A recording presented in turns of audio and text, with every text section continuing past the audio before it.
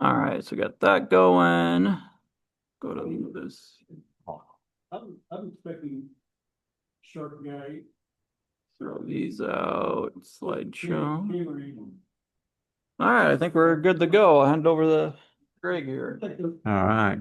Rain and all of a sudden comes 11 foot today in settle. Oh, go. All right, let's get the ball rolling here. Thank you for coming to the this month's Iowa and Nebraska MUFON meeting. A little bit slow today, so we'll get started. The August representation of the of what's going on here. Got another one. I just wanted to mention that Dave Kreider had an article, a couple articles in the MUFON Journal recently.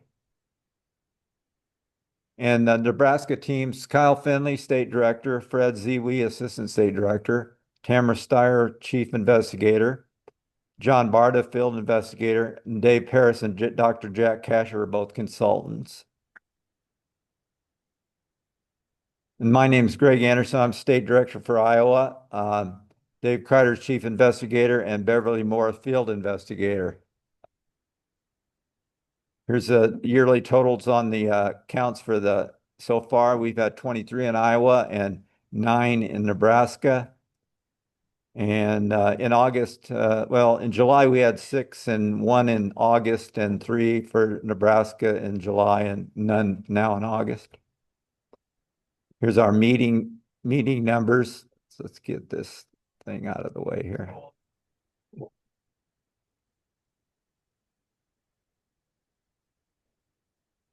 Man, that's a sensitive mouse.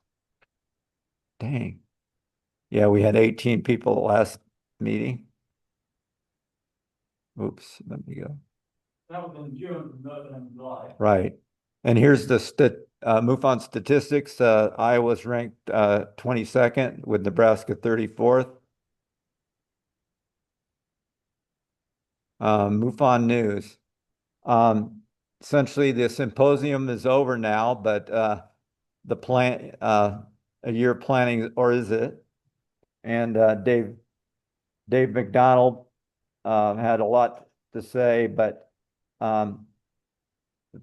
I'll skip over some of that and we'll go into our investigator case review. This first case, an Iowa case, 142831.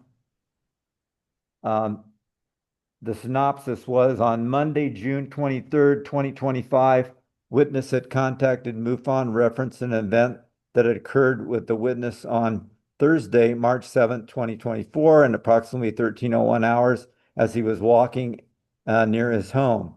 Witness further stated that he frequently takes pictures with his Apple cell phone and took a picture of the sun and sky and nearby wooded area. After getting back to his residence, the witness looked at the photos and saw a photo of the sun was a mysterious object that the witness thought was a UFO in the sky near the sun.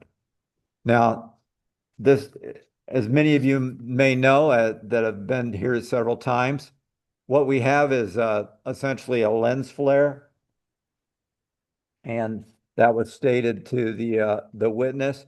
There were actually 2 pictures. There was one where the flare was down here in the middle of the tree, and the witness didn't think, he thought that the flare was behind the tree, and so he didn't necessarily agree with our that we categorized it as an IFO lens flare. See what we gotta put up with here? Lens flares. All this other stuff. Yeah. Yeah. There we go. This next one is Beverly Moore's case, 143003, July 4th of 2024 in Central City, Iowa.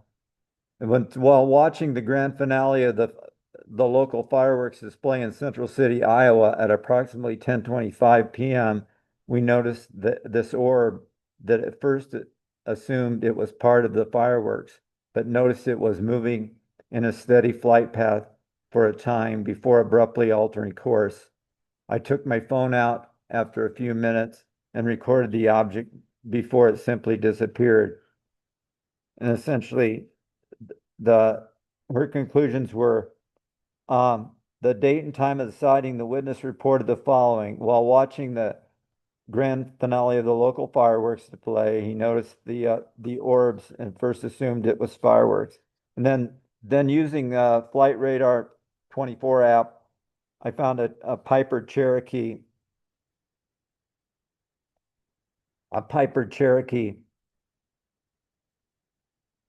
tail number N574TM, single engine light aircraft registered to a private owner, was flying in the area at the time of the sighting.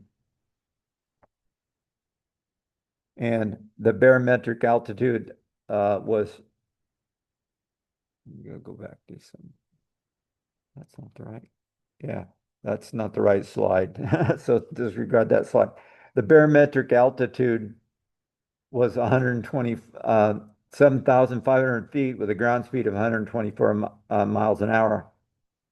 She's calling this an IFO, man-made object, as she was able to identify the craft. And this next one, every now and then, of course, MUFON gets hoaxes. And you can see in the red here, the name of the person that witnessed was Zorp Mercurian Goldstein. And we closed this case right away as a hoax, but it was rather X-rated or R-rated, hard R, let's put it that way. So hard R. So case 142781. And Dave.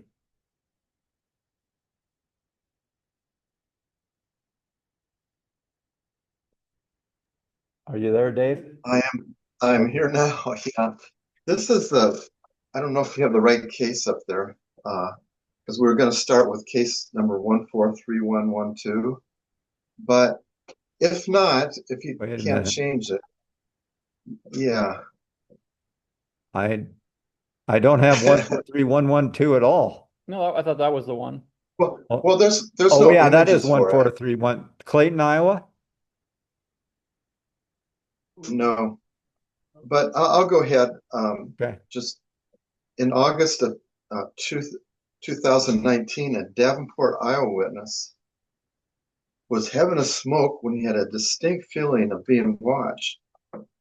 When he turned around and looked to the spot he believed something or someone might be staring, he noticed a dull metallic orb in the sky. It hovered for about 20 seconds and then took off at an incredible speed. And I was not able to contact this witness. I didn't have an exact date or time either. And so I couldn't do a really good investigation. So this one went down as insufficient data.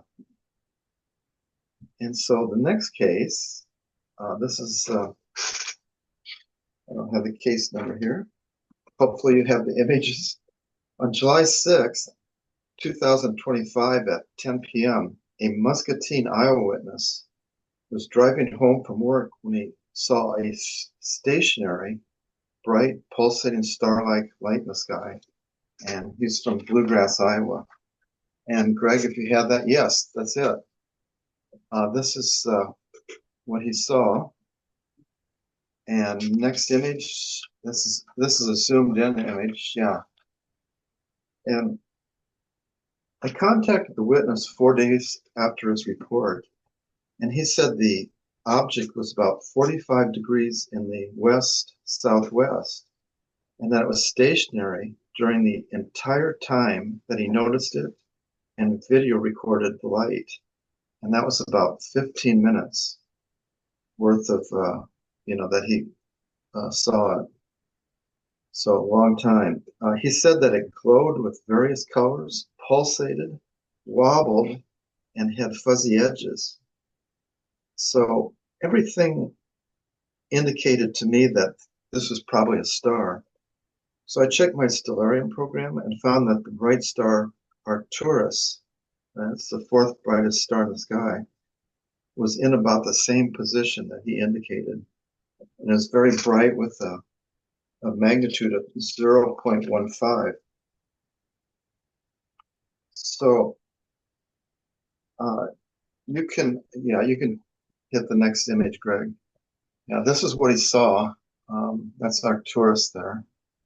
And you can see it's just in the southwest. And it was about at 58 degrees, which is also what he indicated, or very close to it. And next image.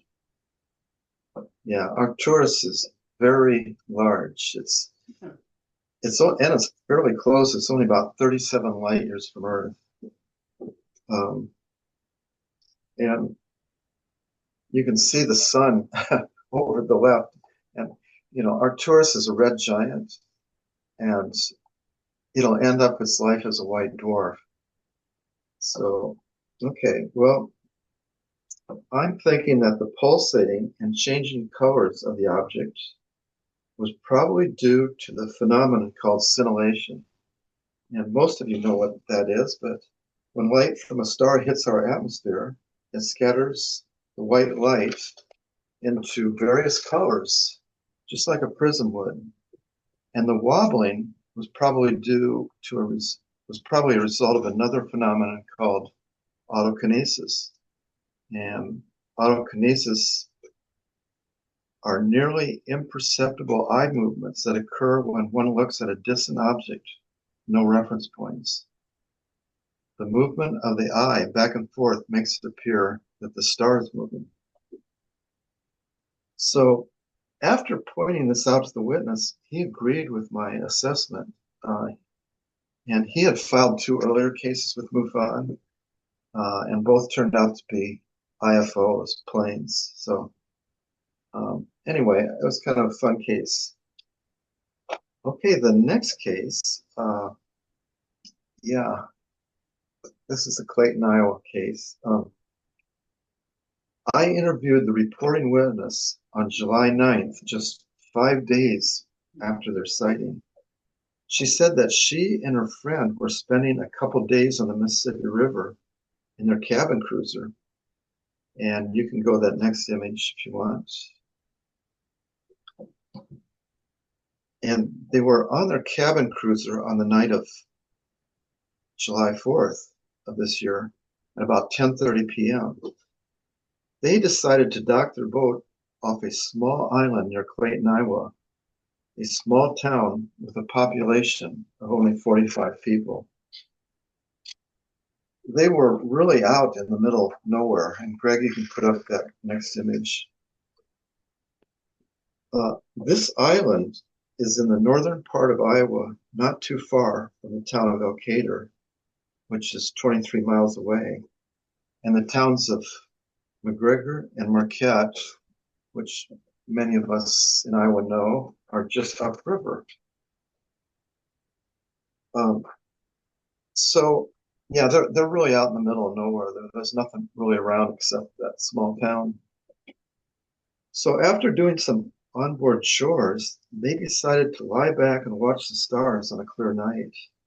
Soon, they began to see multiple lights in the sky that moved erratically, changed directions, turned abruptly, and absorbed and ejected light beams.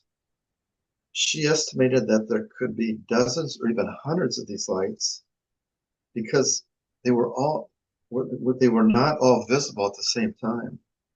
In some cases, she wasn't able to see a particular object until it got lit up by a laser light from another object. These objects seem to be able to cloak themselves, as she put it. They would be visible 1 minute and then go invisible the next. This show, which she described as a galactic battle, lasted about 20 minutes. Well, and then when most of the activity in the sky had ceased, she observed a single object moving across the sky that had a white dot in the middle, surrounded by a red aura. And she did she did a drawing of that. Greg, you want to hit the next one? Yeah, there's sort of a drawing of what she saw. That was after all the other activity had ceased. Well, I asked her if she took any photos of the lights, but she said that both she and her friend were low on battery power and wanted to save their phones in case of an emergency. I asked if there were any drones or fireworks shows going on, and she said that they could see occasional lights behind the bluffs that glowed, but they were at a great distance and they could not hear any of the explosions or anything. So they were really far away. And I checked to see if there were any drone shows going on in the nearby towns, and there were none. Her friends said that they were in a very unpopulated area, and there would have been no drone shows going on. So they went to bed. Shortly after the events, they were both really tired. And when she woke up the next day, she noticed that she had several bruises on her body that she could not explain. She took videos of her bruises, and this would have been several days later now that she took these videos of her bruises, and she sent them to me. And I asked her permission to show still shots of these videos, and she approved. So, Greg, you want to show the next video, please? Okay. Okay. That's good. So you could see she had bruises on the outside of her legs, on the inside, and next one, please. Oops, it's upside And down. yeah, How that good. just imagine. She just wait. So she even had them under her arms. So shortly after a phone conversation, I called her friend, who was the other witness in this case, and he more or less corroborated her story. But he believed that there were only about 4 of these lights in the sky, whereas she believed that there could have been dozens. A reporting witness described the light being shot between the objects as lasers, but he said that they were more like headlights that spread out as they traveled through the moist air, just as a headlight on a car can be seen spreading out as it travels through the fog. Additionally, he did not remember seeing the white dot with the aura surrounding it, as she did. So I asked him, I said, did you see the bruises? And he said yes. And he said that he thought that they could be a result of her being jostled around in the boat when they hit waves. And if you've ever been in a boat that, is going at fairly high speeds, you know just how severe some of those jolts can be. Well, this was really an interesting case involving 2 witnesses that they generally agreed with the events that took place on July 4th in the sky above their cabin cruiser. Both saw 4 or more objects or lights overhead in the sky that shot beams of light at each other. And these witnesses seemed very credible to me. And as a result of interviewing the 2 witnesses separately, it was evident that they did not try to influence each other about the incidents that took place. Their accounts of what happened were similar, but not exactly the same as would be expected when 2 individuals experience the same event. So I couldn't find any conventional explanation. So I gave this case the disposition of unknown UAV. Any questions? All right.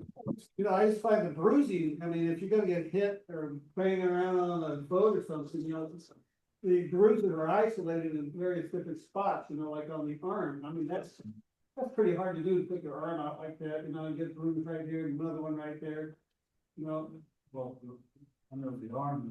Greg? Yeah, Greg, I couldn't hear the question online here. Yeah.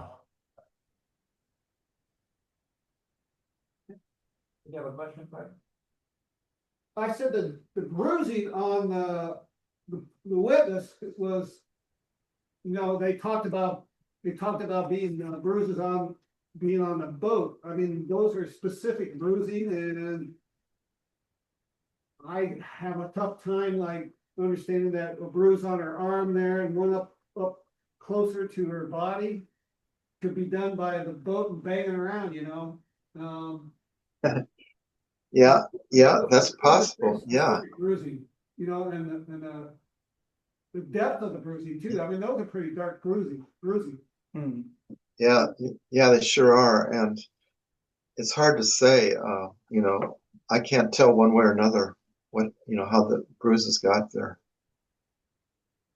That's a good case. So did they think the bruising was it from like an abduction or something?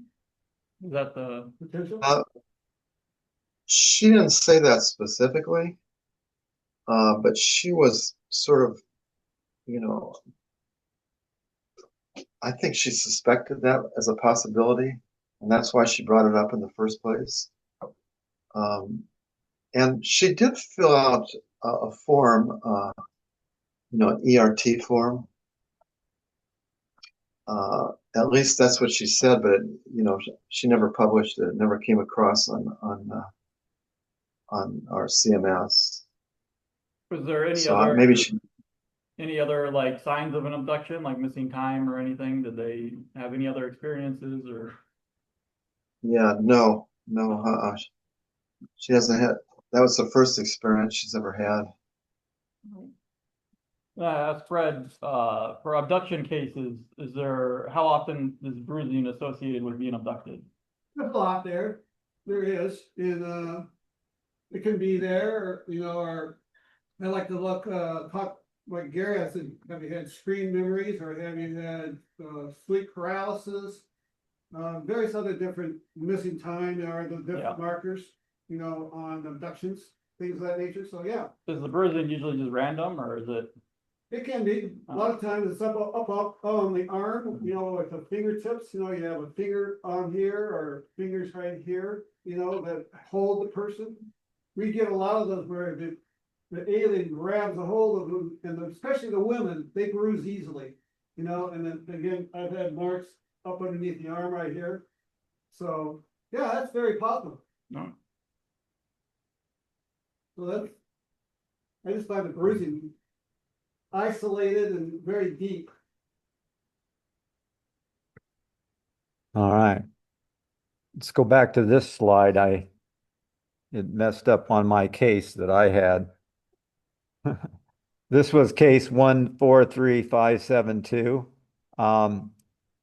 On July 30th, 2025 at 11:05 a.m., the witness driving on County Road K18 north of Sioux City saw a cigarette-shaped object glowing almost green neon to his west. The sighting lasted about 6 seconds before the object went behind a hill.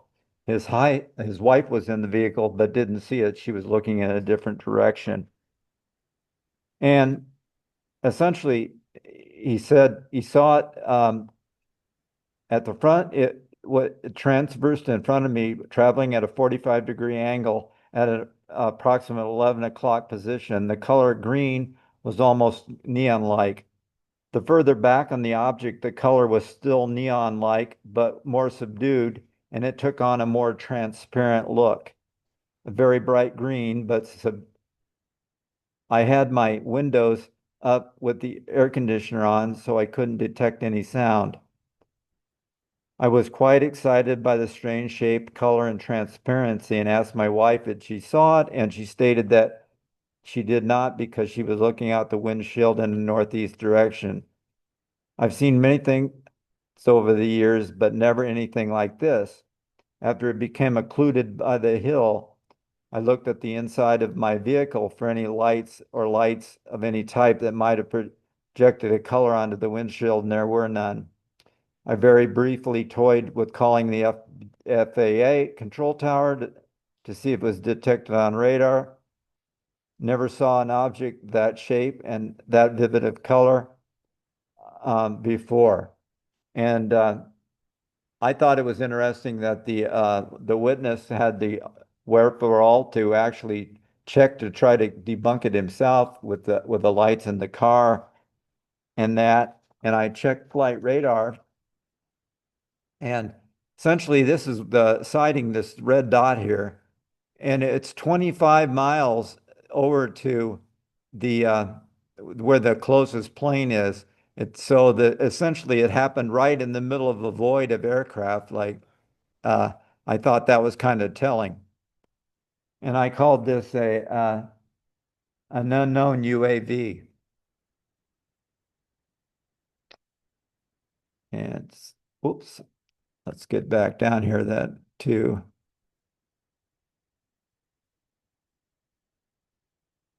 Did anybody want to talk about Fred? Fred, did you want to talk about these cases? Yeah. Watch that cord there. Watch that cord. All right, this is case 1401851, and we have the witness here in our studio audience. No.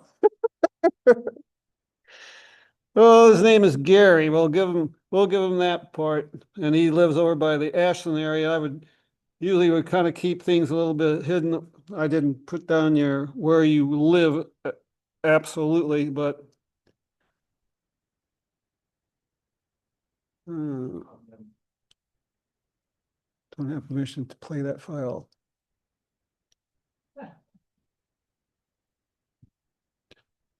That's what I want, more technical. More technical. So, but his first case, he came in on where can we play this? Oops. Request accept. I'll work on it, see what we get here. Whose video is this?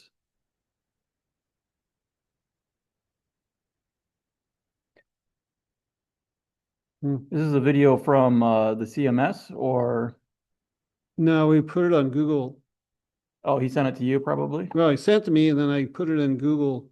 So you can see it, but yeah, I'm it's logged in as me right now, so I don't have access. Maybe that's access. Either I can request access and we get the approval, or you can just sign in as your email. Okay. You want to do that? Yeah.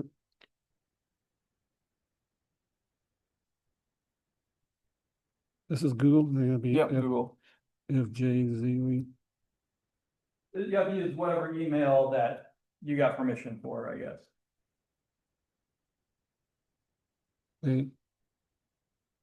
Oops. Hit the wrong button. Is that Next, good? Next. Yeah. I don't have my password. Okay. Let's see. You can try.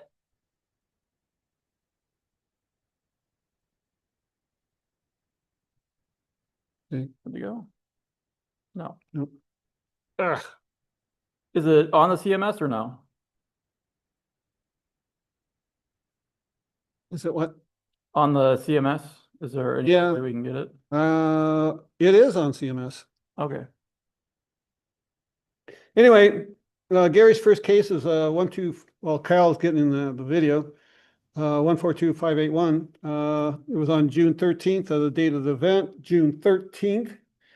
And Gary said, and I had an interview with Gary on June 27th, on the day that he had the event. It was 75 degrees out, southeast winds at 7 miles an hour and partly cloudy. He said this is Gary's narrative. The light appeared from nowhere. I had witnessed bright flashes in the area prior to taking the video. I was trying to catch more flashes on the video when the light came into view at the minute and 15-second mark of the video, right in the middle of it. The light performed abrupt turns, had brightened and dimmed during the event. It appeared to be high in altitude, possibly the edge of the atmosphere. May want to magnify the object once you get spotted on the video. I have many videos of different UAPs. I see them almost every night. Gary told me that he's an avid UFO buff. He likes to go out and look at the UFOs and UAPs in the evening hours. So I grant him that. I said I had a very nice chat with the witness. He told me he graduated from Ashland High School. Witness worked for Carol Wright for 15 years, loading trucks, which led to personal supervisor position, then an assistant production manager located there in Lincoln, Nebraska. The witness sustained injuries from a motorcycle accident some 8 years prior, which led to his 100% disability condition. Thus, going out in the evening looking for UFO offers Gary a lot of pleasure and some time to kick back and have a good time, right, Gary?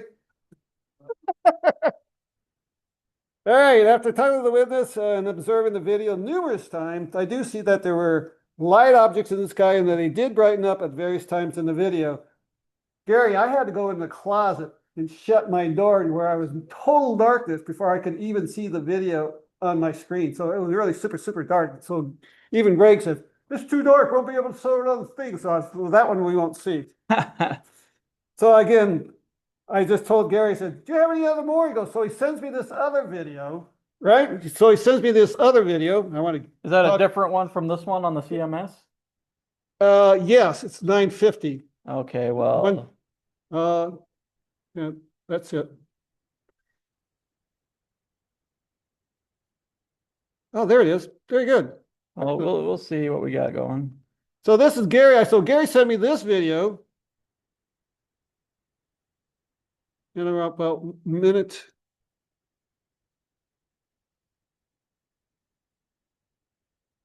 I gotta show it to everybody on the thing. Stop share. No, that's the wrong one. That's the one. Well, that's the only one on the CMS. No, the CMS, well, there in my, you go to Form 30. Oh, it's in the Form 30 somewhere? Yes, it's in Form 30. That was a different one. Okay. Kick out of that one. Go to Form 30, please. Uh, So Gary sent me this other one. So the other one, I kind of like with all the movement of had a nice conversation with Gary. Down, go up to up. Right there. This one right here. This one? Yep. Now Gary, yeah, it's downloading. Yeah, it'll be a second. So Gary, I told Gary, I said, you need to really hold your video camera real steady, because I can't see crap. He's doing this, and moving it. And then, of course, he would zoom in, and zoom out. So I have a really hard time watching it. But then he sent me this one. Oh, yeah, just a second. And I said, I really like this one. And I said, I even did a photo analysis and I sent it to Larry Tyree to do a photo analysis of this sighting that Gary had. And so come around a minute and 6 seconds, you can see this is pretty much like some of the other ones that Gary had sent me, correct, Gary? This one just kind of plots along real slowly, and we're at, and we can see the minutes second sign. I think we can move it up to about a minute. I'll just move it up. 25 right now. Right. I can move it up. But you can see it just pops along. Gary's video taping this thing, and I'm looking and watching, And then at a minute, 6 seconds, I want you to take a look at it. It does a quick little turn, and I'll kind of stop it and I'll go back over and over again, and we can see some different colors. Okay, now we're coming up to minute mark, about a minute 7. It will kind of like stop, and you'll see it brighten up. There it's brighten up. Oop. And see the colors change?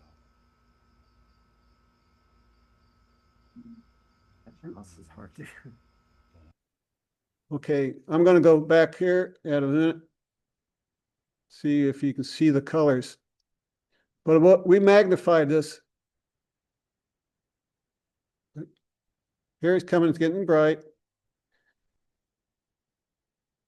Ah, see that? You can see the blue there. You got green there. So there, we picked out 5 different colors that this object went through this. Could it be a reflection of some sort?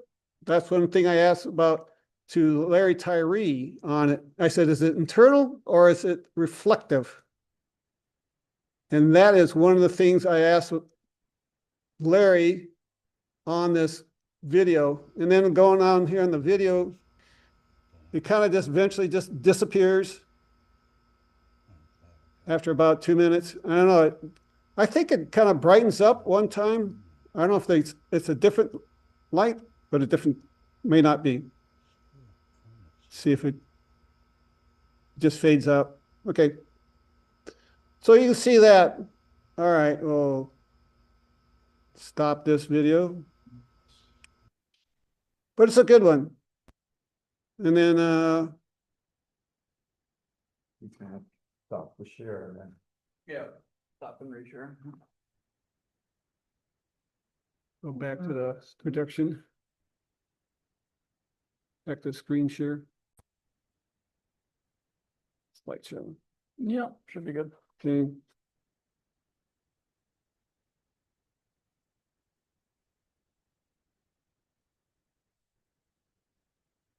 Click on that slide and then moves it down. You can fill in a slide. All right. Okay, these are the different colors that of Gary's we got from Larry Tyree. You can see kind of the gray, then the red, blue, orange, and green. And then he kind of cascaded these various different lights. And this is Larry Tyree's video analysis, framed from 108 to 111. Various color lights appeared in random flashes. 10 frames of red light, 9 frames of blue light, 7 frames of green light, 3 frames of yellow light. Total of 29 frames out of the 85 or 34% of the frames had identifiable color flashes, and the rest were either white or indeterminate. Then this held the camera with a final objective. Witness held the camera with the object fairly well centered, and looking at the stacked image, one noticed that they seem to follow a progression. This is larger true, but the actual location, the various colors did vary. For example, red was more dominant in the earlier frames. Beginning of the video, one sees that the object was traveling towards the left of the screen, down towards a 210 degrees to 230 degree direction, which varied. For example, we see in early frames of the video of the camera is passing stars in the sky that moved up and to the right. At 108, the light object suddenly became much clearer, and the witness appears to have significantly slowed the camera movement across the sky during this time, likely to be able to concentrate on filming the object. Again, here's the different colors, and I asked Larry, is this a reflective or is this an internal light? He said, by these, of course, you can see in here, he says, and we'll talk about that a little bit more. You can see the light is around the object. He said if it was reflected, it would be glaring off to one side more than the other, not circular. So he felt it was like an internal light. Oops. Back image was on that other slide. Pardon me? Oh, For the previous slide. Yeah, back image is on the left. all right. That's all it was. Okay. I guess I don't have his, but he did say that the reflection of these reflection in these white, red, blue, that the actual would be reflecting again. The reflection would be off on one side to the other. So he felt that this was an internal light, not a reflective light. So that told me that, was this a UAP or was this a satellite with sun rays flashing off of it, you know? And on his other case, I felt that the lights were down in the astronomical twilight area, and the twilight was 11:07, and his sighting was at 11:43, about 30 minutes after astronomical level. And the astronomical level is from 12 to 18 degrees below subsurface. So, but if you're up in high in the sky, the sun's going to be able to reflect. And that's what I kind of saw on Gary's first video of that. I felt that was a IFO. So his first case is an IFO, but his second case, I'm saying that this is a UAP. Then due to the fact of the various colors, which I find very fascinating, and with Larry Tyree's video assessment that these lights were not a reflection, but internal flashing of the craft itself. All right. Thank you, Gary, for your chit chat and talk. And we had a nice conversation, you know, through the weeks, you know, and even the past weeks here lately. So thank you for your, pardon me? Can you go back a slide? Sure. Oh, Do you know what program you use to get those images? I do not. You'd have to ask Larry Tyree on that. Well, when he says principal component analysis, then he's talking about forensically beta, a program that does that. Okay. Is that online website? That's online, just. look up Principal component analysis, yes. forensically beta. Get it. Yeah. Right, it says, yeah, the red balloon, the roundish object is in the center of the flash, shows hidden color components, 2 which was used for red, blue, and green. So again, he said the colors are very circular around the object, whereas if it was reflecting, it would be more one way or the other. And he felt also that the reflection would be duller, not as bright as what these colors came out to be. Oops. So these are very extremely bright, you know. I mean, this is really, to me, this is so very cool to see this. Again, you have the 5 different colors, which I've never seen before. I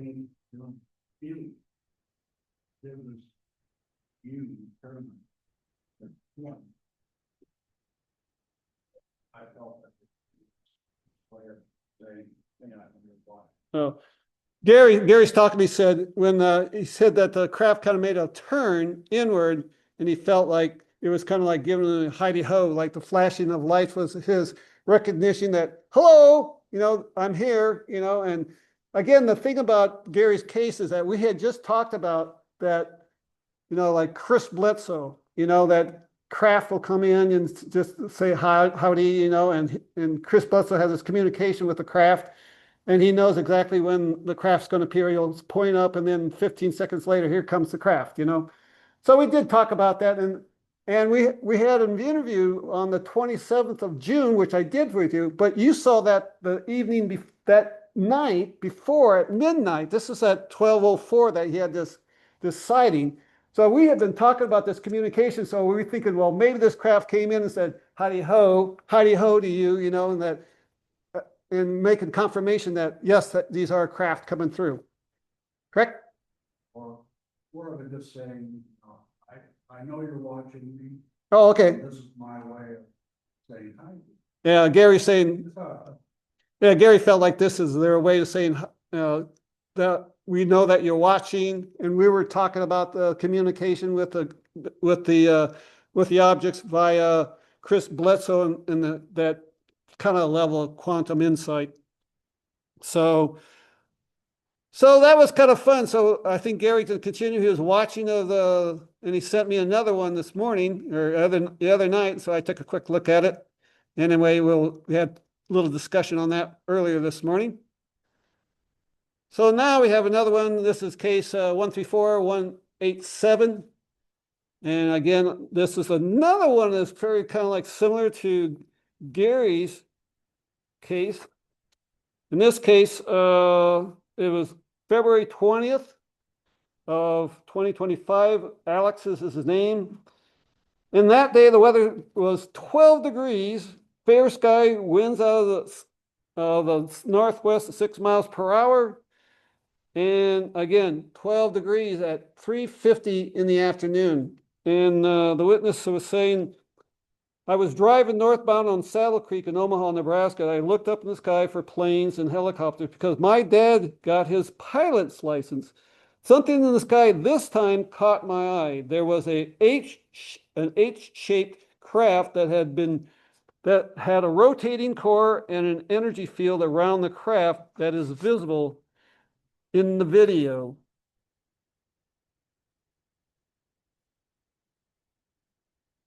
Okay. Oh, the previous case, what was the number? Previous case is previous case is 142,950.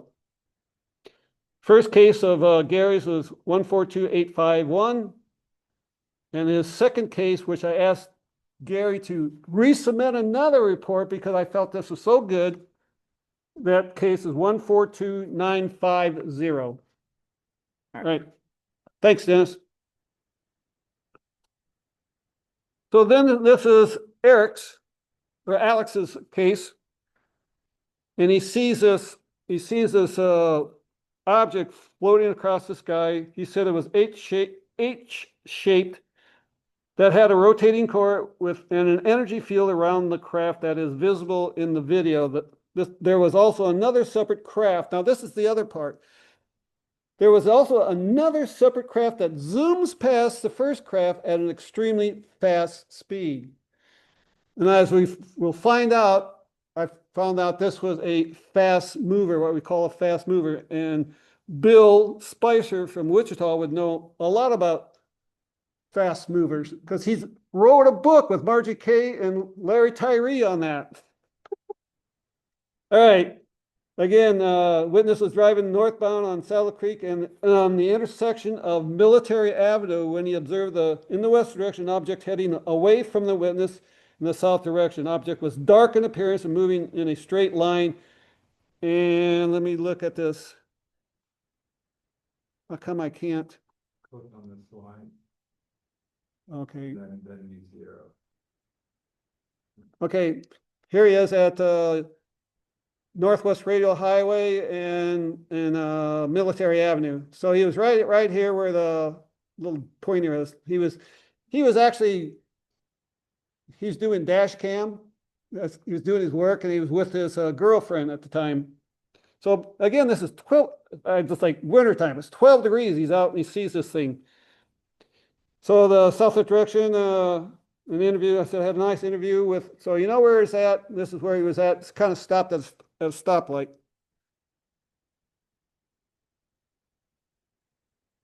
And this is what he sees. Do we have the video on that? Well, I put the video in there. Got some red markers on there somehow. Yeah. Yeah.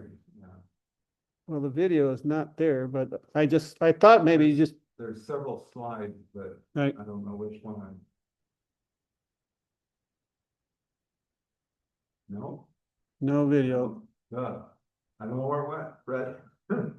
Oh, it would have been there probably, maybe it. Yeah, Can we, It was there. Can we go to- First slide, I think. can we go to CMS? yeah, we can. Yeah, let's see. Well, can I show these pictures? I'll show them like the balloon. Okay, Yeah. let's do the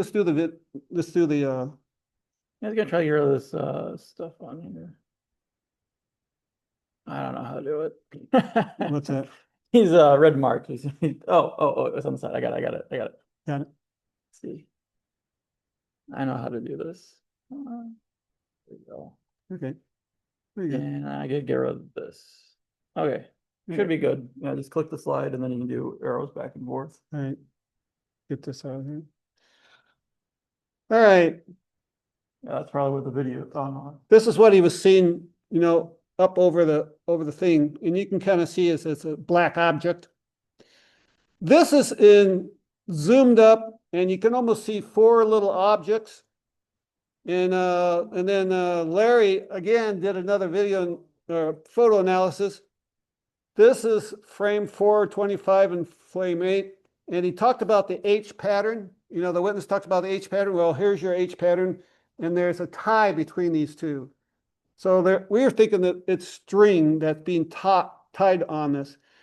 And here again, this is, again, here's the object in the lower left. You can see 4 identical objects, black objects. Again, they're tied. So I'm assuming these are party balloons, and it's 12 degrees out again, and here comes up to the upper right corner is the fast mover. It just kind of comes in like that. Here's a little distant view of it, and you can see the object which he saw, and he said the balloons are going to the right, and this fast mover is moving to the left, and we'll get a video of that soon, and you'll see it.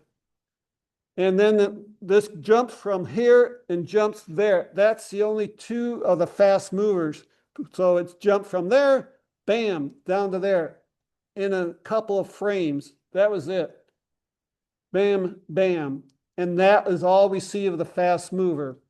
The bottom one's the balloon, the top one's the. Yep, this is the fast mover, like bam, bam, bam, bam. That's the fast mover. And this is a close-up of the fast mover. That was it. So Larry did a good job on that, doing the fast mover. So this is like he first saw it here in the video, and then it jumps to here, and this is the overall enhanced of the fast mover. So if you want to get the video out, like what's it? Oh, and then you can get that. I'll talk more about Alex. I said I chatted with him. I sent him information on what Larry had done with the video audio of the video analysis. I asked the witness about dreams, since he was an avid dreamer.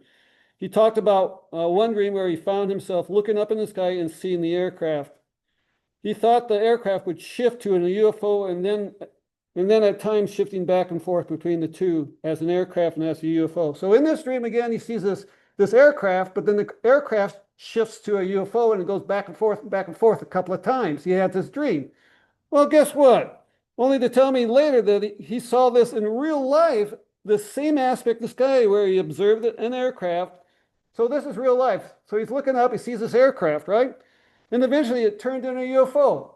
So I said, I said, Alex, I said, so I spoke with the witness, and I thought he was a high-level sensitive, and asked him if he had any sleep paralysis, which he did.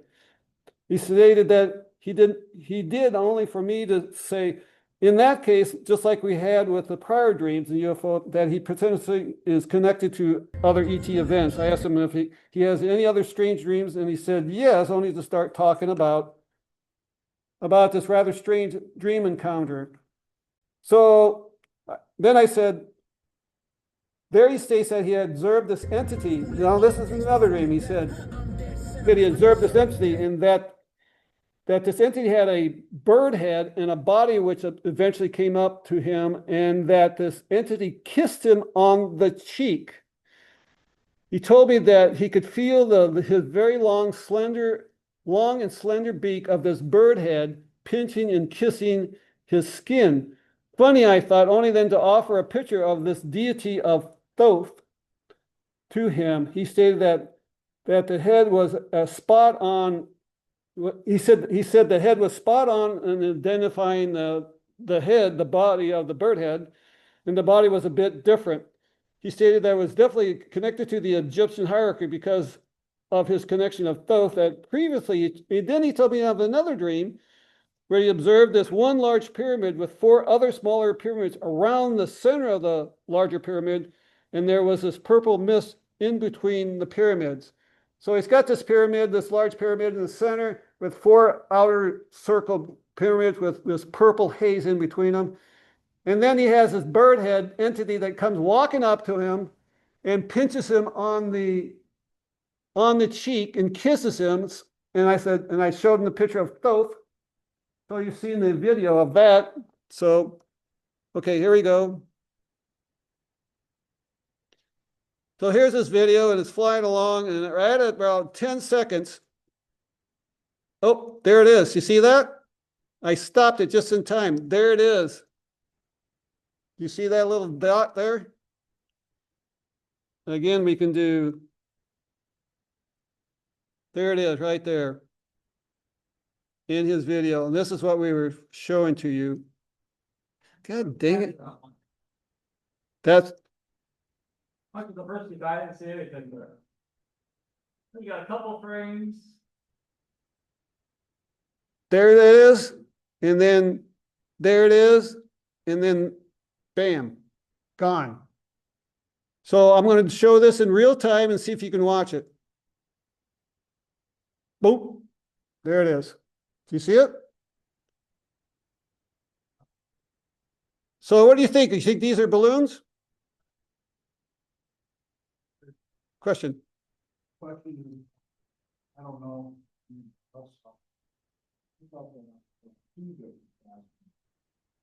Oh. One on the top, slashed down, and then underneath it. Before you get to the telephone wires. That in, like if there was a covenant. was that in the zoom position or not in the zoom position? No, None. Okay, let's go back. So how far in? just after the first. Okay, right after the first one, you said? And it goes from where to where? Goes that, and he put that up there. You can see it go across the telephone line. Don't mind, I got it up. Down in this area right in here. He's pointing with the laser pointer. Oh, way down there. Right after the one comes down there, and I thought it's another one in here. You'd have to go back for the. Okay, I'll come back. This is the, at one, at 10-second mark is when the first one appears. There it is right there. There's that one. Look down here. Back, play it. Okay, I'll play it. There. So there's one there. Can you zoom in a little bit? I can zoom in.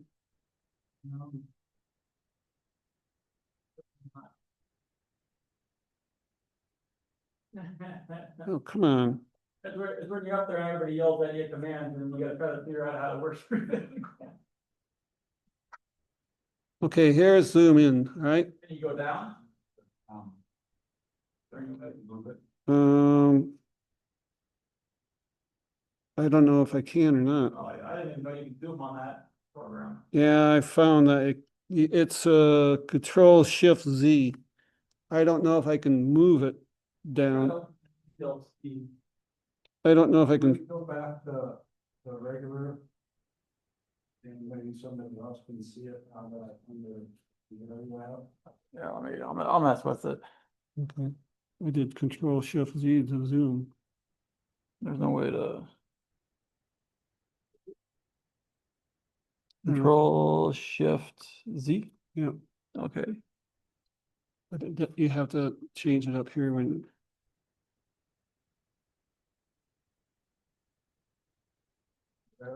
You're saying.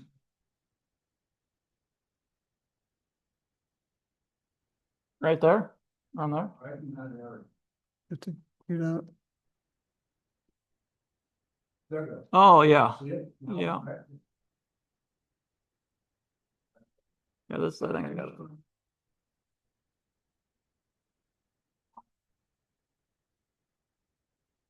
Could see, because it's moving faster than the other one. Really? Oh, here. Maybe that's that one. Yeah, started over here. I think there's an object. Oh, yeah, there is one there. And yeah, I think I saw what he was saying that it. It's all that one right there. Oh, that one's just like a bloop. A good catch, Gary. Top. And notice it. You've been good, you get a fun. Well, that was a good one. My eyesight's okay. Yeah, yeah.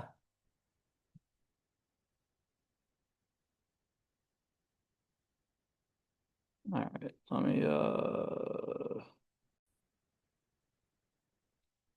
Bring this down. Stop share on that one. Share. Let's see. How about I just close this? No, this one. Close this one. Then share. Then go to this. Yeah. All right, and then I think this has like a zoom somewhere.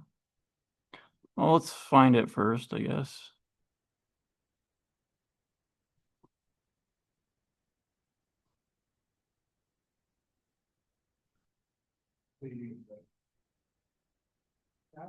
Oh, right there.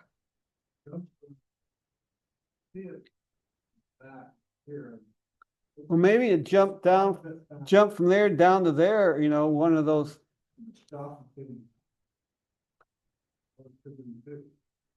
Yeah. Question: what was the wind speed? Wind speed. Wind speed was out of the north at 8 miles an hour.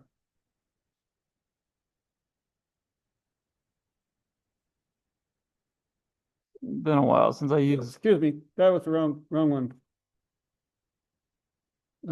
Wind speed on case 143187 was 6 miles per hour out of the northwest.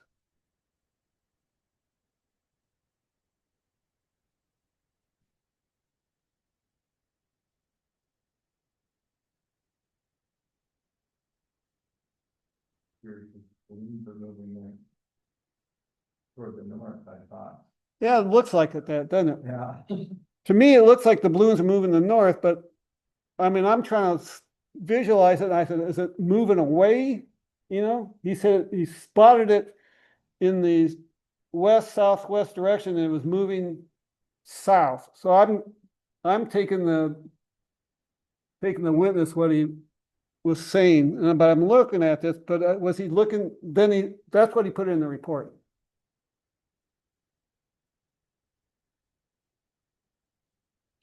So it doesn't make any sense that the balloons are moving that way. You know, if the wind's out of the north at 8 miles an hour, you would think it'd be going to the left rather than to the right. So, but he's looking straight west, and is it moving out this way and to the left? I have no idea.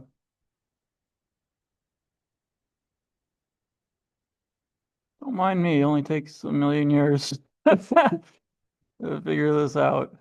This is We trying to rotate the. No, so this has a zoom. Oh. And you can change. I don't know what's going on. Either way, the one definitely is a fast mover. So I'm going to talk and say, oops, I'll talk more about the case. I said, I eventually spoke to the witness saying that there's more to this encounter with UFOs and potentially with the ETs. I say that it is coincidental that the balloons caught his attention only then to capture the fast mover in his video, which again was to say hello to the witness and the connection to them. He agreed with me on that insight. I told the witness that I had ET encounters and that I had had dreams of UFOs prior to my own ET encounters. And that is highly usual that you observe UFO sightings prior to having the potential ET encounters. Thus, we had a nice conversation about the ETs and more about, and then concluded our interview. My analysis, I find the witness to be very attentive along with my fascination in his interest of the dreams in UFOs. The witness definitely had an intriguing event with the party balloons, which offered the fast mover in the video. Here again, for me, there is a correlation in grabbing the attention of the witness via the balloons, only to capture the fast mover in his video, which identified in his narrative as a craft, and then zooms past the first set of balloons at an extremely fast rate. We both agreed that this wasn't any coincidence that these slow-moving balloons got him to videotape the object only then for the fast mover to show themselves. The witness had numerous strange dreams, which again offered the insight that of the pyramids and then the dream of his bird-headed entity, that of Thoth. In my own ET encounters and dreams, I find that the witness will have had, excuse me. I said, in my own ET encounters and dreams, I find that witness will have more future experiences with UFOs and potential ET encounters due to his dreams with Thoth, in which he may then come to remember some of his past ET experiences as well. As to what was observed by with the witness's sighting of the object, that the main object was that of the party balloons flying south along with the winds that were out of the north, though within the video, the witness identifies this other fast-moving craft flying in the opposite direction of the balloons. Thus, the fast mover was seen only twice within the video and disappeared, which again is highly usual with these fast movers. Thus, besides balloons, I classified that as an IFO. I also have to address the fast mover as an UAP. So I conclude that this case disposition of 143187, that of an unknown UAP. And there goes that case out the door. Well, yay. So we got anything more? We got some. Did we want to look at that other one? To travel as fast as shown.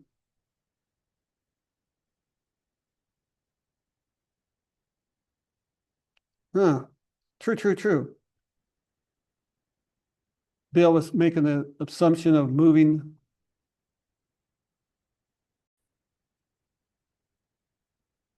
All right, we're back. If there's any other questions on that one, we'll move on to the. But I was just going to say, Yeah, go ahead. I was going to say on, so how do you, I was going to ask Bill, how do you explain this tethering between there's like four objects and you got this tethering between the two. To me, that's highly identifiable as balloons. Anybody have a question on that? You have a question on it? No. Oh, okay. So to me, these are balloons, because of the tethering. I mean, that you got strings held together and then you could actually see the four objects at one time. And there could be more hidden in amongst the cluster of balloons. And Bill, and then Larry just picked this out. And he said he wanted to see the string between the two, and which to me proves to me these are balloons, Bill. Even though the winds might be different, but that's what it was on that day. And optical illusion on the filming, I questioned that myself. All right, thanks. Any other questions? Let me know. All right. What's the other question? Um, Well, that's Bill. Red button. Oh, Read balloons. Thanks, Bill. All right. Get your stuff out of it. Recently, they've come along and thought that that the Tic Tac incident was actually Lockheed's. It said there's a reasonable chance that it was. I happen to know we do have some version of this technology and have been using it for decades. So yes, it's probably was ours. Most researchers get fixated on the alien hypothesis and neglect to seriously examine developments within the defense and aerospace contractor world. That leads to a kind of technological myopia where anything advanced or anomalous is automatically assumed to be non-human in origin. But consider this. Drone swarming has been under active development by all leading military powers since at least the early 2000s. The U.S. Navy's low-cost UAV swarming technology project demonstrates autonomous drones launched in coordinated groups. DARPA's offset at the offensive swarm-enabled tactics aims to coordinate swarms of 250 plus aerial and ground drones in complex environments. The UK Ministry of Defense, China's CETC, and Russia's Kronstadt Group have all fielded swarming drone projects since at least 2015. Reports in Defense One and Jane's Defense Weekly routinely highlights breakthroughs in autonomous coordination, multi-domain sensor fusion, and AI-directed flight paths for drones. At the same time, stealth submarine platforms have been quietly evolving since the late 1980s. While most of these programs remain highly classified, Lockheed Martin has long been involved in unmanned underwater vehicles, UUVs, and related systems through its advanced laboratories and Skunkworks division. In 2008, DARPA initiated the Hydra program aimed at deploying UUVs and UAVs from undersea platforms to covert operations. So when you combine high-end swarming drone tech with a launch system deployed from a stealth submersible, what you get is a platform that most observers would not even recognize as terrestrial. And because of the same alien-centric myopia, the public never seriously entertains that it could be ours. So that's come to light lately. Does that confirm that Lockheed Martin is making things like this? Mm. Or They're speculating. He's not saying for sure though. Yeah. Along with Raytheon and other corporations, yeah, General Dynamics. yeah, I haven't heard of anything for undersea, Yeah. anything. Or Or even my old company, L3 and E-Systems back in the day, so you probably made, possibly drones as well. Mhm. All right. Let's go on next. This is that it was at see if we get this to play here. Yeah. Chuck Meisler's view that Trying to move the extraterrestrials are mouse on. demonic. It's about 20, what was it? 23.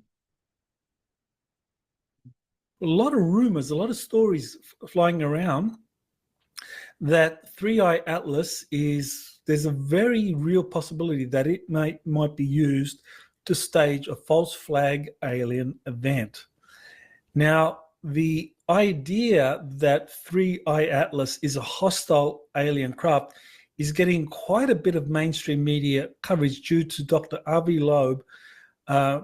He co-authored a paper that linked 3i Atlas to the dark forest theory. And the dark forest theory, that's the idea that the universe is like a dark forest, or the galaxy is like a dark forest, that you go into that dark forest and you will assume that there is probably enemies in there, and so you will go in loaded to the teeth, and you will either hunt or be hunted.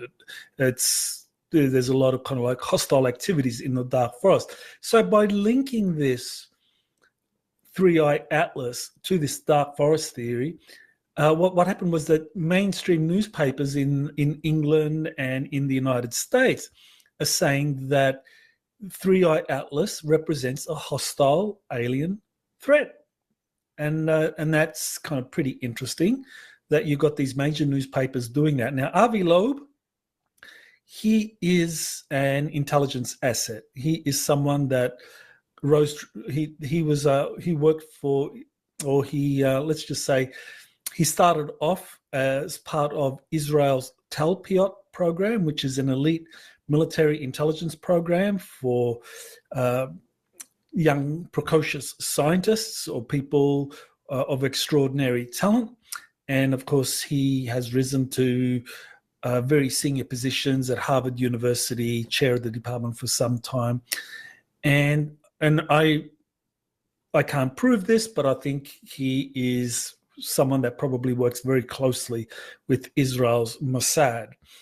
And that's fair enough. I mean, the Mossad has an agenda, and Israeli citizens like Avi Loeb, they can support that agenda. And I think in this case, Avi Loeb was probably given the go-ahead to put out this idea or seed the idea in the mass public that 3i Atlas could be or is associated with a hostile alien spacecraft that's coming into our solar system. Just putting that idea out there. That's all it is. And so mainstream media has covered this in England and in the United States, and he had the New York Post covering it. Well, let's actually, this is a bit long. I don't want to play something that is so long. It's about 3.5 minutes, and that's Avi Loeb talking about Three Eye Atlas. But here is something that I think is worth listening to. This is Jeremy Corbell. And back in January of this year, he says he was approached by someone that told him, and this is before Three Eye Atlas was discovered, he was told that there's a craft on its way to Earth, and that this is going to be a lie. So let's listen to what Jeremy Corbell has to say about this craft on its way to Earth and what the link is with Three Eye Atlas. But the lie is coming. All indications, like all of them, is that lie is going to be that there is a craft slowly making its way to us here on Earth. And that is the lie they're going to want you to believe. It's nuanced, how they explain that, the nature of that threat. But that 100% is the lie you are going to be told. You even got a date. People have been whispering a date for a long time now. I know where that lie comes from. I know specifically what document from the 70s initiated the idea of that lie. A classified document. That is the lie you will be told. You're going to be told that there is a craft on its way, but the lie is coming. All right, so there you have Jeremy Corbell saying that he was told that there's a craft coming our way, and that's going to be a lie. And I think this lines up very well with the arrival of Three Eye Atlas and the way in which mainstream media is starting to cover this, giving attention to people like Avi Loeb, who frame it in the sense of this dark forest theory, where the dark forest is a very dangerous place, and that this craft is behaving in a way of an extraterrestrial civilization that is visiting or perceives itself to be in an environment similar to a dark forest, so therefore it has to be assumed that it's going to be hostile, that if you meet anyone in a dark forest,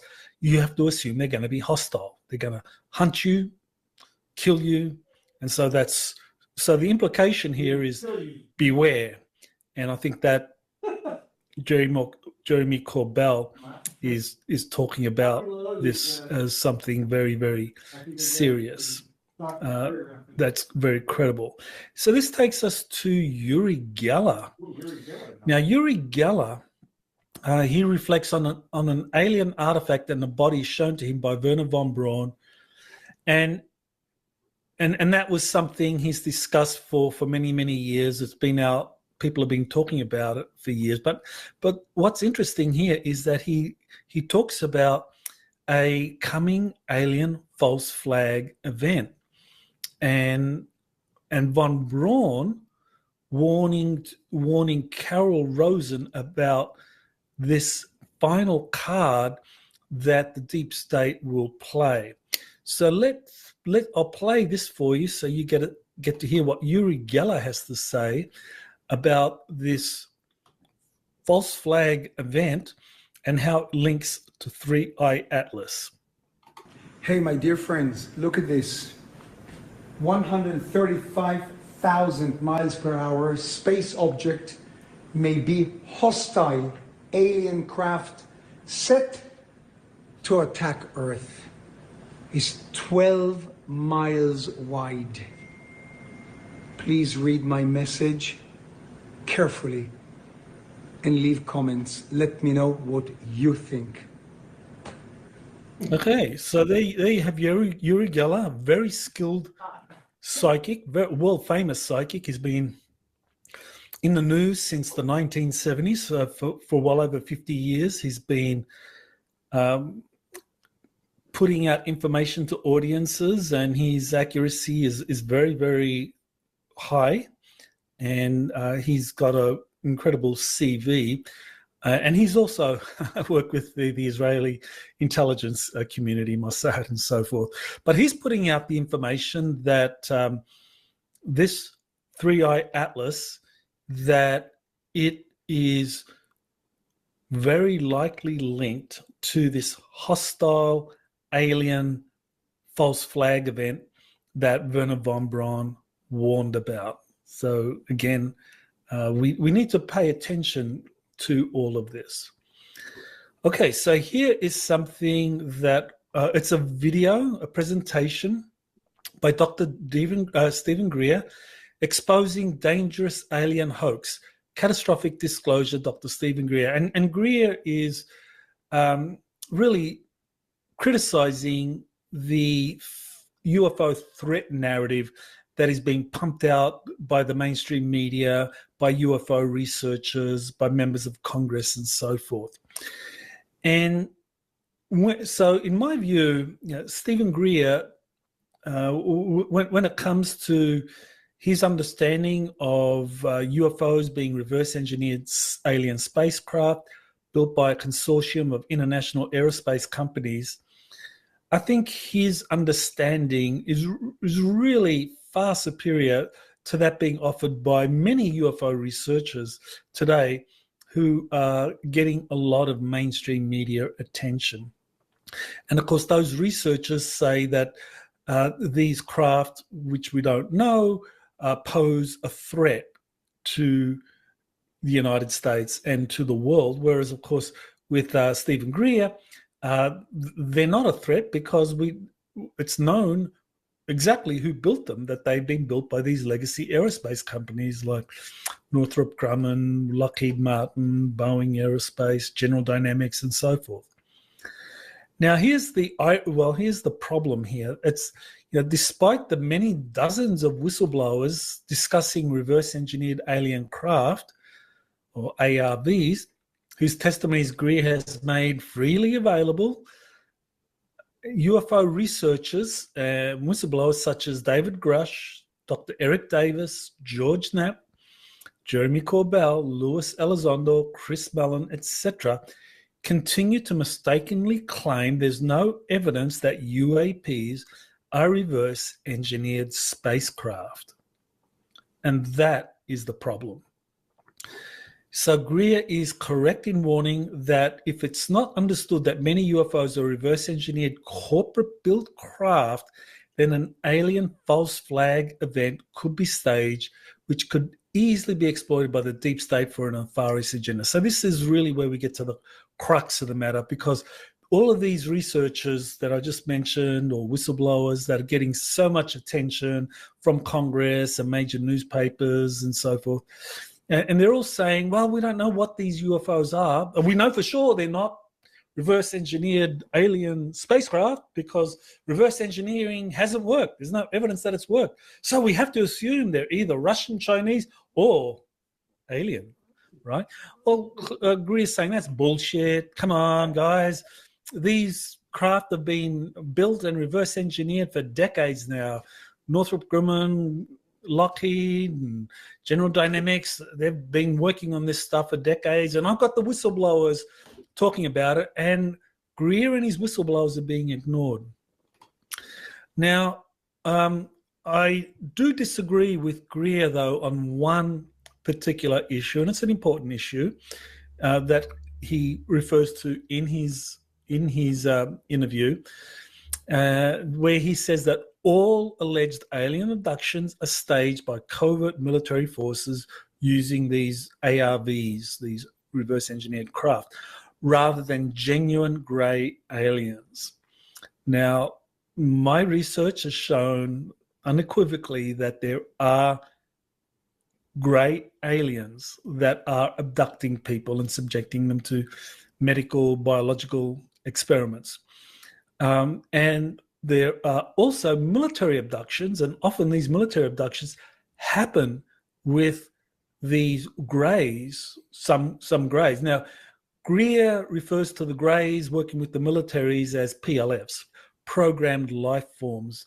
And he really puts the kind of like the egg before the chicken here, because what my research has shown is that first you have the grey alien abductions, and then you have the military abducting the same people that were abducted by the greys, and the military will often hide their involvement by using these cloned greys that they have working for them. So it is complex. It's a little convoluted, but I think at the end of the day, Greer is wrong about the hostile greys. But other than that, I think his research has really, over the decades, been superb, and I still feel that he's someone who's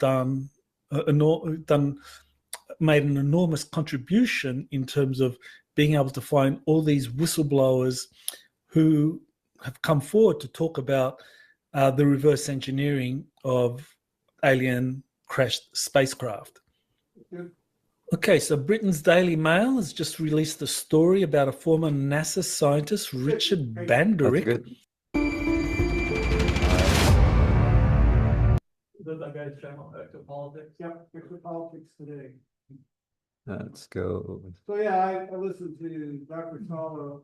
He has a weekly review. It's really, really good. If you want the latest and grease and down the rabbit hole, you can go to Dr. Sala. Top writing, the slideshow. Oh, okay.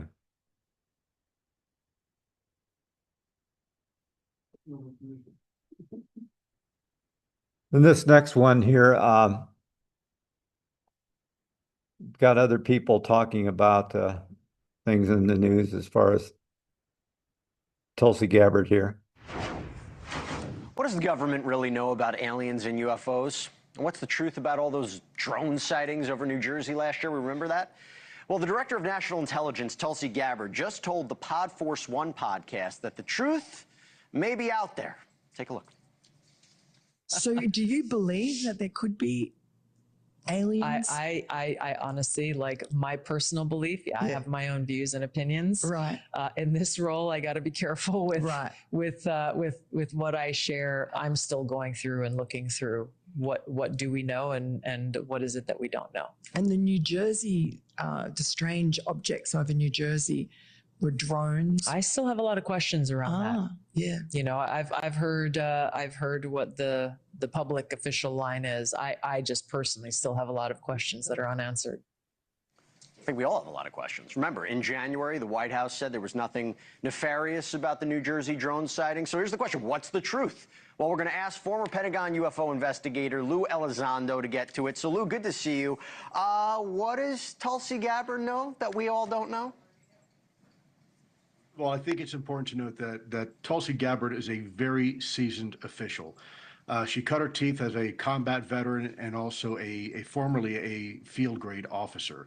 So she's not new to the world of intelligence. And I think what she's doing is exactly her due diligence.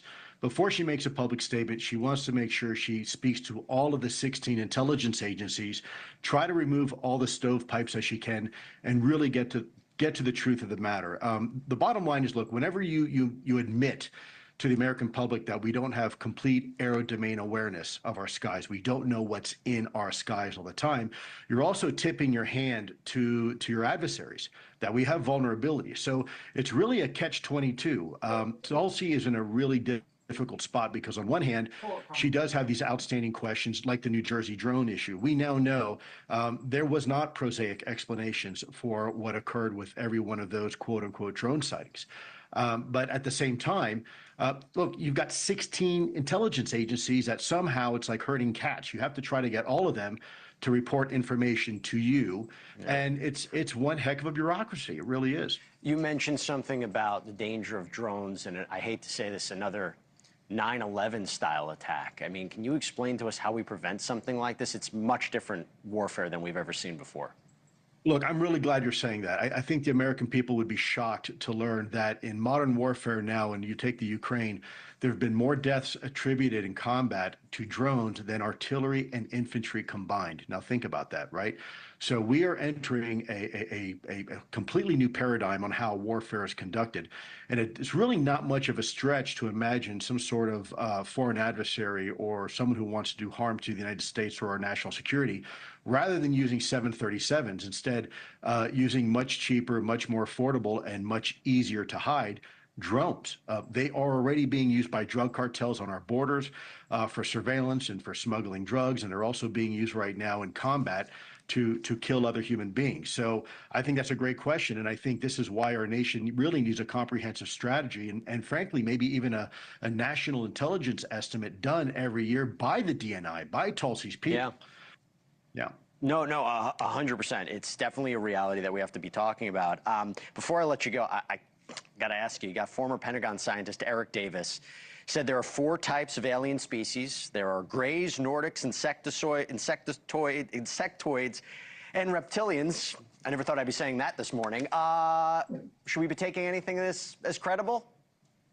I was a nuts and bolts guy. Unfortunately, I can't comment on biologics, but I was more of a nuts and bolts guy. Okay, fair enough.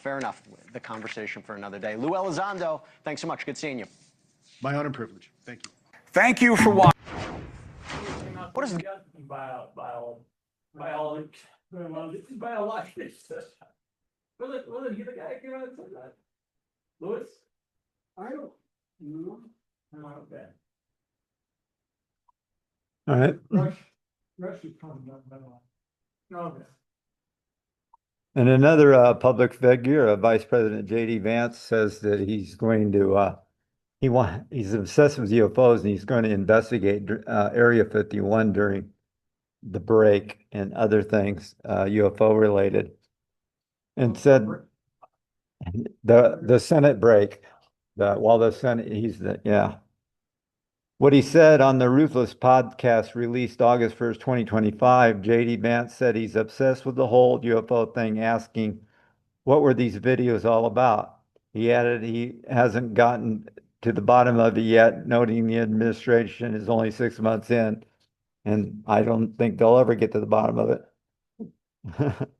Well, his August plan, Vance said, as part of the August break, will be spent trying to dive into the bottom of the whole UFO thing last year. He joked about taking the ruthless host to Area 51 and promised to share anything significant he finds. There's no investigation announced. This was framed as a personal deep dive. And what videos and accidents? He didn't specifically, but the coverage points to last year's flurry of UAP headlines and hearings. Fox's write-up highlights a House Oversight UAP hearing in November and folds in the late 2024, early 2025 buzz over the SUV-sized drones in New Jersey, followed by January White House report saying some flights were FAA authorized. These examples are context reporters used. Vance didn't enumerate them himself on the air. And the bottom line, he's curious and playful about UFOs and UAPs. He says he'll use the August break to dig into last year's sighting and videos, but he hasn't announced any formal action to be taken. Anybody comments on that one? Yeah. Yeah. Well, what are we going to do? Yeah. And here's something that we've got time for, I think. This is MUFON's 7 observables. We have a regular meeting on Thursday nights with the MUFON group. And this is one of the things that was brought up by Seth Feinstein. The 7 observables of unidentified aerial phenomena, UAPs, are a set of characteristics identified by the U.S. military and other researchers to describe and categorize the unusual behavior often reported in UAP sightings. These observables are important because they help systematically analyze and understand UAPs, distinguishing them from conventional aircraft or natural phenomena. Number 1, instantaneous acceleration. UAPs have been observed to accelerate at extremely high speeds instantaneously, far beyond the capabilities of known human-made aircraft. This observable is important as it defies our understanding of propulsion and physics as it applies to current technology. Number 2, hypersonic velocities without signatures. UAPs can travel at speeds greater than Mach 5, 5 times the speed of sound, without producing the typical sonic booms or heat signatures that would be expected from such high-speed travel. This suggests a propulsion system that is fundamentally different from what we know. Number 3, low observability. UAPs often have a low radar cross-section, meaning that they are difficult to detect using radar, and they sometimes exhibit visual stealth, making them difficult to see with the naked eye. This is important for understanding their potential to evade detection. Stealth capability, they would phase in and out of reality. Yeah. That stealthy, that could be that part. That's another thing I was questioning, whether we're gonna use quantum constructing in septals. Well, I don't go into that now. I'm skeptical, but it's an observable, but it's an observable. Well, we accept that, but yet we get all these crafts moving about real fast and beyond our capability, and they're assuming where's the science in that? We're assuming that they have some other type of propulsion system. I'm just throwing that out there. All right. But my guy move on science already. No, so they're assuming. That's not science. All right. Number 4, transmedium travel. UAPs have been observed moving seamlessly between different environments, such as air, water, and even space, without any apparent loss of speed or change in performance. This capability challenges our understanding of aerodynamics and fluid dynamics. We've seen Skinwalker Ratchet, an orbit went through through the hill and then reappear in the hill. So not only can they do it through water, they can go through solid form, solid. So how do they do that? That doesn't, where's the science in that, even though it's observable, but hey, heck, they can do it. Yeah. All right. This is another one of the questions that comes into mind. Yeah. Right. Doesn't rile Fred up at all. No. Yeah, theory with that is that, they're able to destroy whatever environment that they're in, like a bubble, so to speak. And a space warp bubble. Well, not really, that was not my point, though. My point was being that they're destroying whatever is in front of their path. No, it's true, they can just go through it, though. Or they destroy it, or they just go through it. Well, that's my point. Are they, Nice. are they destroying the air molecule, gases? I don't think they destroy it, they're just going transdimensional. They just go to a different frequency, Yeah. and so they can integrate, they can move through it. Like water. So any solid form that we've seen, it's like water, then they can just go whoosh, and then go right through it. No lolly out of them, So you just answered the question, one solid. but we have to take the quantum construct into effect then. So. You can finish this out, so. Yeah. Really found But nobody wants to talk quantum, that's my dig. not science. That's not- Right. Number 5, positive lift. UAPs can demonstrate the ability to hover and maintain stable flight without any visible means of lift or propulsion, such as wings or rotors. This is significant because it suggests the use of advanced technologies that we do not rely on conventional methods of lift. The unknown. Quantum, Number 6, phase, Sudden extreme maneuverability. UAPs can perform sharp turns, rapid changes in altitude, and other maneuvers that would be impossible or fatal for human pilots in known aircraft. Understanding this observable is crucial for accessing the level of technological advancement these phenomena might represent. Point right there, does an L turn without any resistance, again, make a turn and kill it within our logical science oriented Newtonian physics, but that can only happen in a quantum construct. As we heard that you can do that without interruption. Just saying.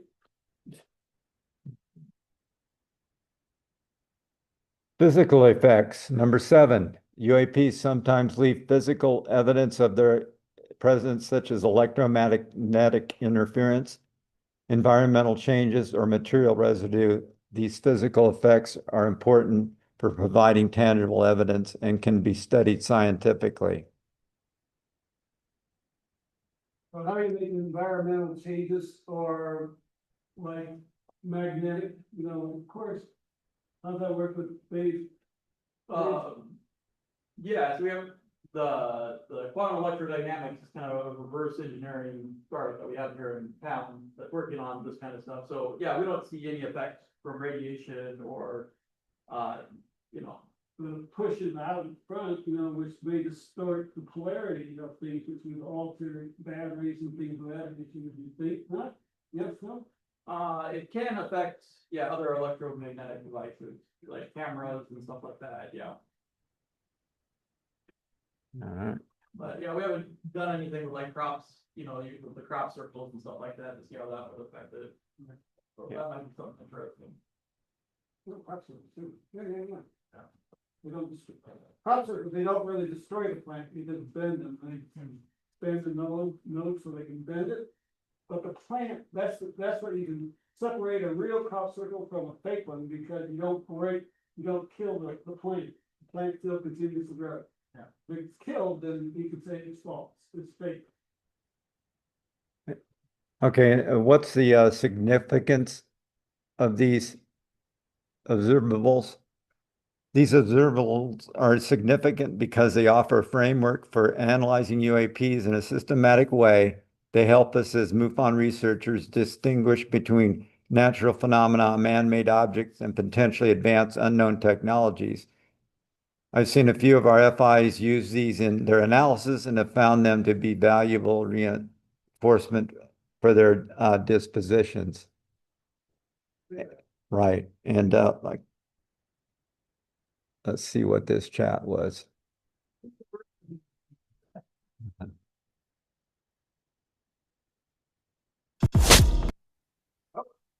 Well, we could probably do it for next time. Yeah. That was just filler. I was going to look at this chat here to see if we can answer it. Boss may get on the. Bill says quantum entanglement, QED field, interdimensional. The UAPs carry their own frequency and can be formed to change the environment due to consciousness. We don't go there, Bill, and move on. Okay. That's paranormal. All right. The upcoming events, the Nebraska Iowa meeting next month, September 20th. Sounds correct. Next Iowa meeting, it's just an in-person meeting. Now Zoom is September 6th from 11 to 1:30 at the West Des Moines Library. And thank you for attending. Yeah, that'll be it for the meeting. Sorry, everybody had to send the new Zoom thing out. There'll be another new Zoom coming out next month. That'll hopefully be permanent. And that'll be it. Thank you for coming. From the boys out in the field. They can, No, it doesn't look like it.